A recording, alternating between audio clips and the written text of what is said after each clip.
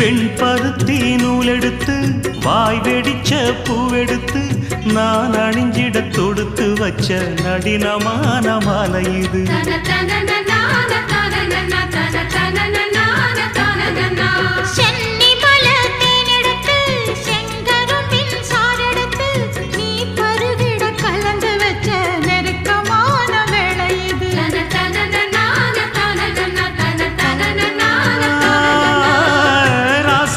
உடம்பிருக்கும் ரவிக்க துணி நானாக அன்னாடம் சூடி கொண்ட ஆசை வச்சாகாதா.